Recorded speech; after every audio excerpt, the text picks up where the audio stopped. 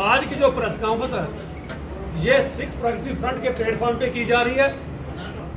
तो आज जब इलेक्शन का दौर है, 5 साल के लिए सरकार बनती है, मैं अपनी कम्युनिटी के लोगों को भी कह रहा हूं 1920 दिन के लिए जो सरकार बनती है, एक दिन सिर्फ आपको ताकत मिलती है आपके वोट के जरिए, नहीं तो कभी भी किसी दिन आप किसी भी नेता को हाथ जोड़े हुए नहीं पाएंगे।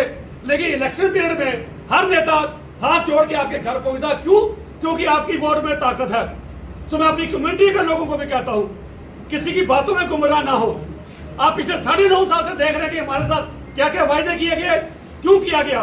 जो पॉलिटिकल पार्टी हमारी जो इन डिमांड्स को जो आज मैं बताने जा रहा हूं, और पहले भी बहुत बताई, अगर अपने मैनिफेस्टो में डालती है, अगर ये मानती है कि सिखों के ये जेन्युइन मुद्दे हैं, सिर्फ उसी को किसी कैंडिडेट को वोट दी जाए, वरना किसी ऐसे शख्स को वोट मत दीजिए जिसकी पार्टी को सिखों के राइट्स के बारे ही नहीं पता।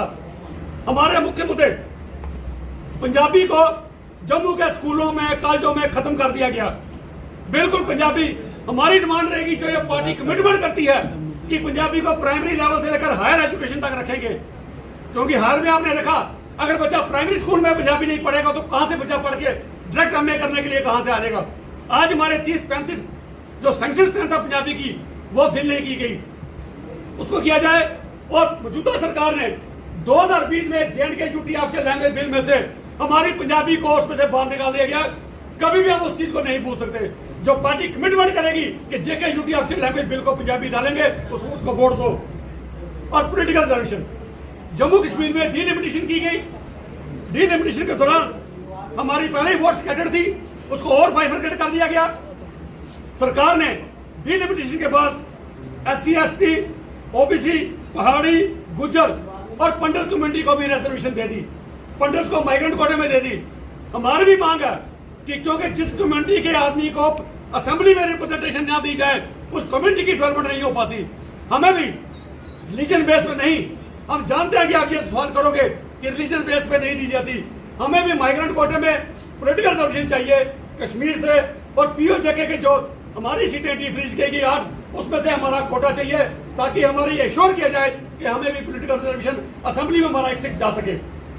जो पार्टी कमिटमेंट करेगी उस शख्स को वोट दो।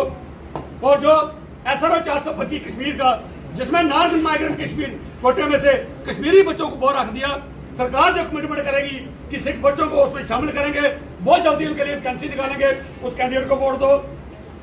कश्मीर के सिखों को 53,000 सिखों की जो फाइल हमारी पड़ी है, जम्मू के चेयरमैन OBC के, उन्हें रिकमेंड करके भेजी है कि उनको भी OBC के दर्जे में डाला जाए, उस बात को सुना जाए।